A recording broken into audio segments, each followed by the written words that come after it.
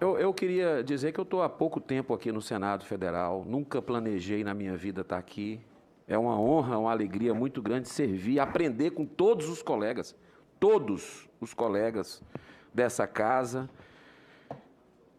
Mas eu fico muito triste a que ponto o Senado chegou, senador Jorginho.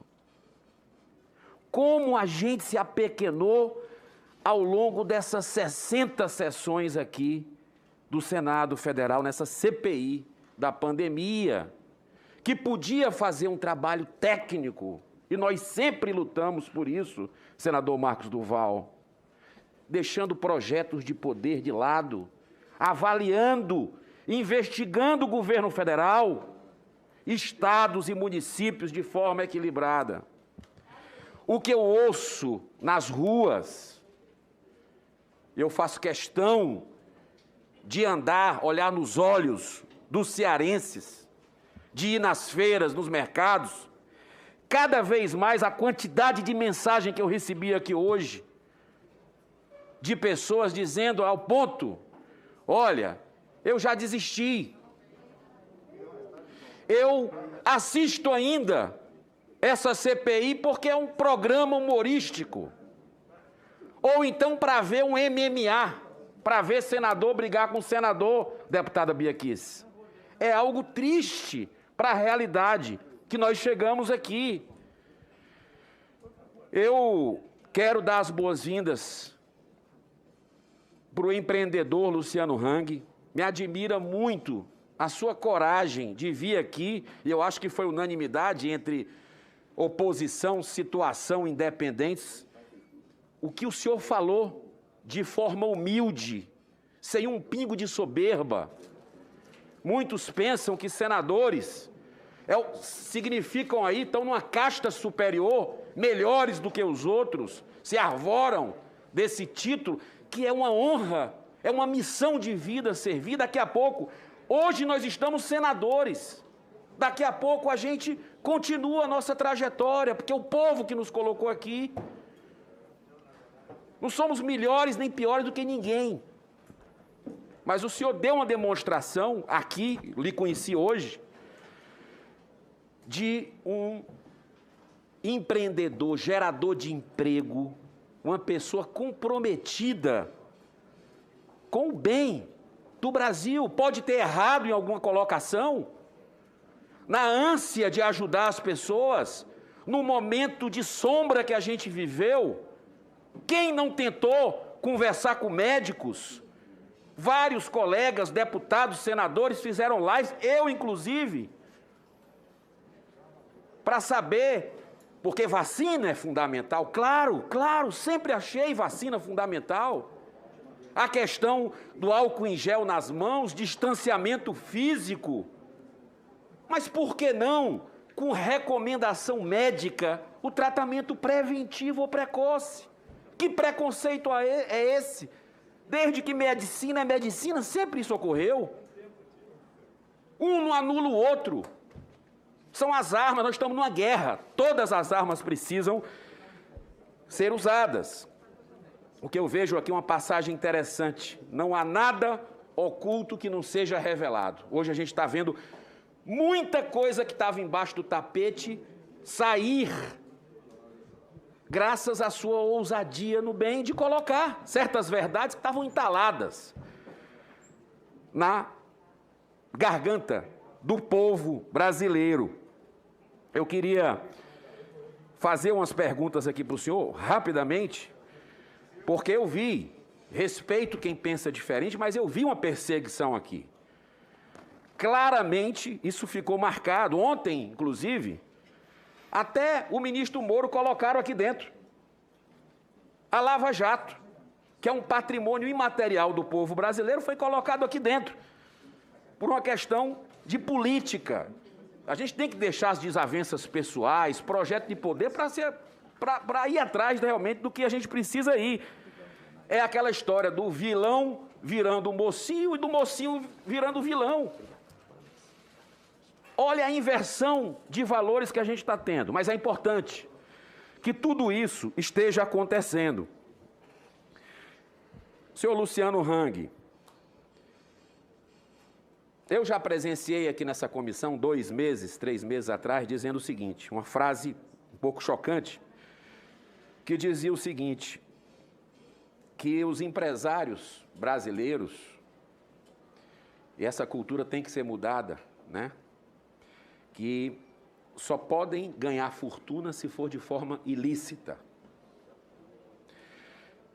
Diferente dos Estados Unidos, da Europa, que eles são incentivados, recebem premiações nesse sentido.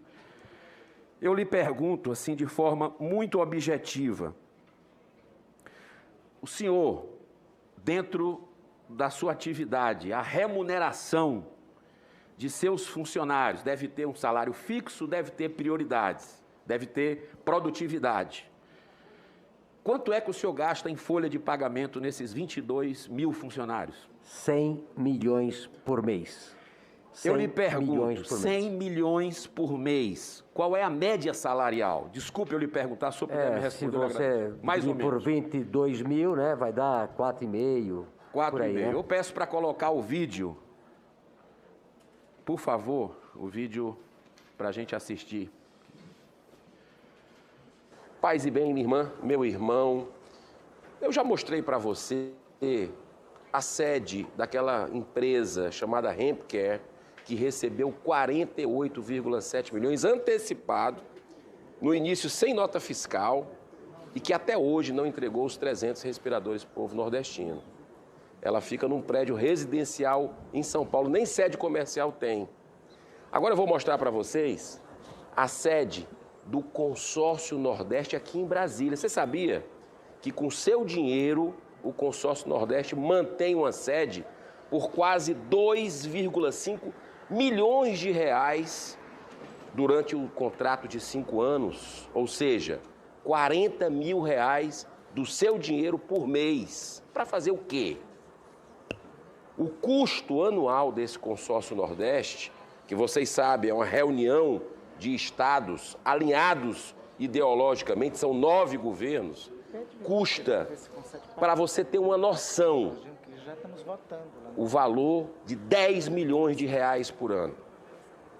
Essas denúncias todas que nós fizemos durante a CPI, que tentamos trazer Carlos Gabas, não deixaram a gente trazer, e outros personagens que participaram aí desse suposto esquema milionário, como a dona da empresa Hempcare, como também o Bruno Dauster, que é o chefe da Casa Civil, que caiu por causa do escândalo. O salário do Carlos Gabas, da diretoria, é de torno de 19 mil reais.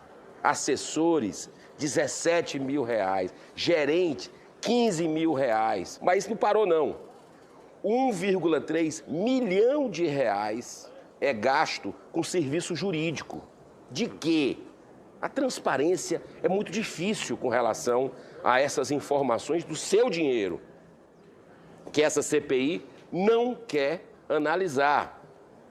A comunicação social, para a mídia, essa coisa toda, é 1,3 milhão de reais.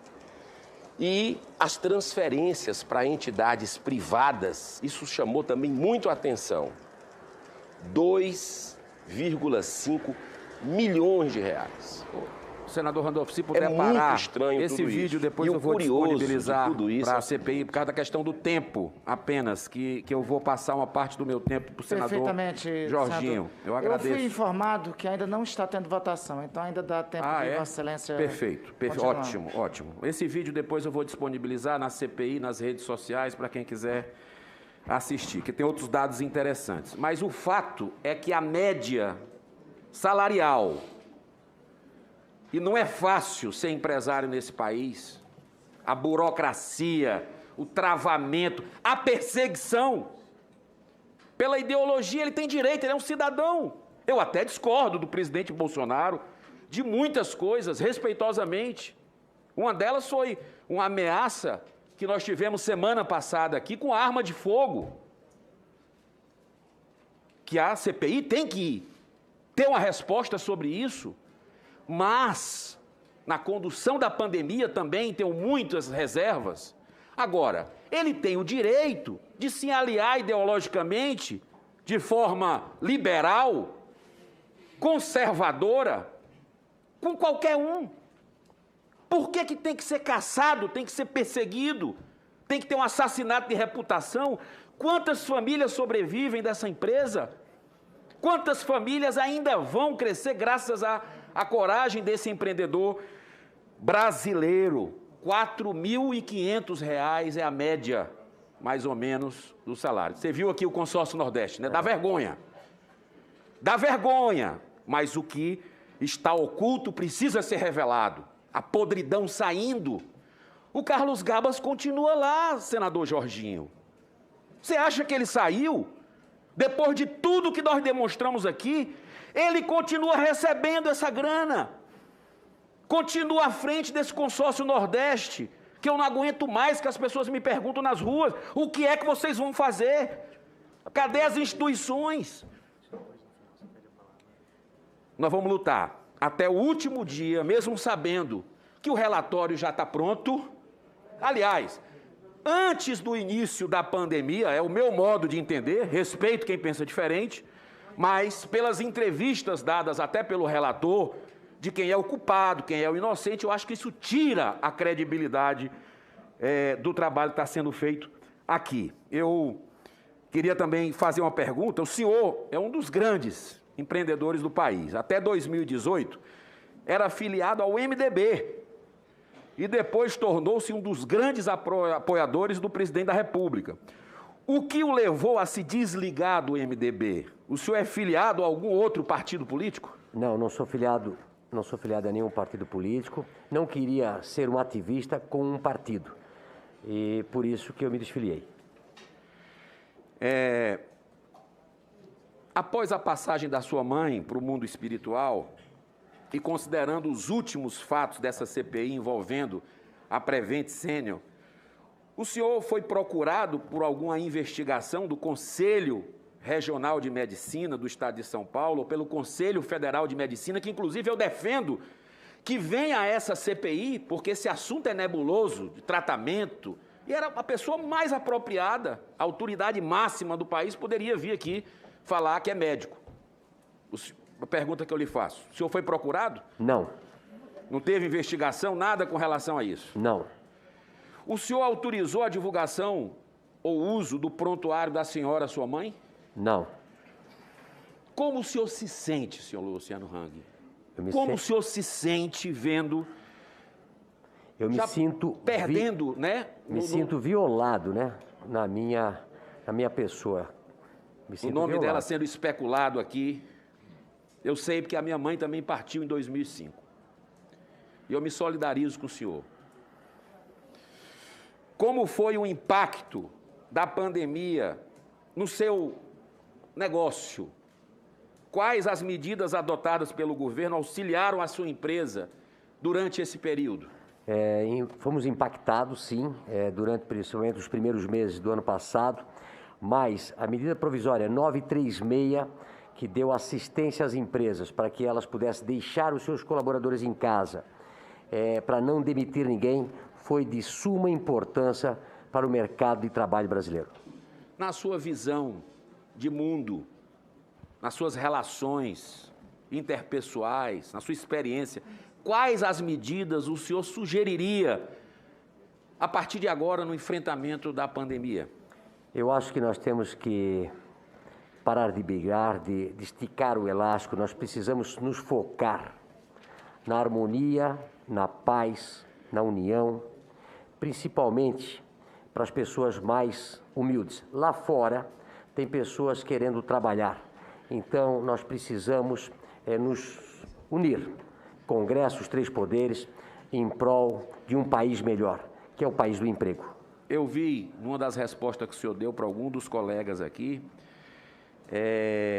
que a politização do país tem atrapalhado muito. E é muito bom ouvir o diálogo. Nos intervalos, eu vi o senhor conversando com um senador, com outro aqui, de diversas posições políticas, inclusive que foram duros com o senhor, mas eu achei bacana essa atitude do diálogo, de buscar a compreensão. Encaminhando para o final, eu digo para o senhor que o Estado do Ceará o meu estado, que eu tive a bênção de nascer e de servir aqui, com todas as minhas limitações e imperfeições, que são muitas, eu sei, mas está de portas abertas para receber uma empresa sua.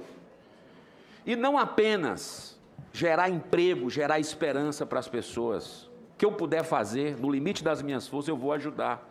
Mas também os nossos clubes, porque eu sei que o senhor é investidor do futebol brasileiro, que é uma paixão de muitos aqui. E 2 clubes nossos, um está em 3º, que é o Fortaleza, o outro em 11º, que é o Ceará, e são clubes que têm excelentes gestões e, se o senhor for investir no Nordeste, por favor, Excelência, veja conclua, isso. O Eduardo Girão viu eu abraçado com muitas das pessoas aqui hoje. Não importa qualquer partido político. Eu acho que nós podemos ser divergentes nas opiniões, mas não precisamos ser inimigos pessoais. Eu acho que o Brasil precisa se unir, união, para que nós pensamos nos mais pobres e que possamos crescer nesse país.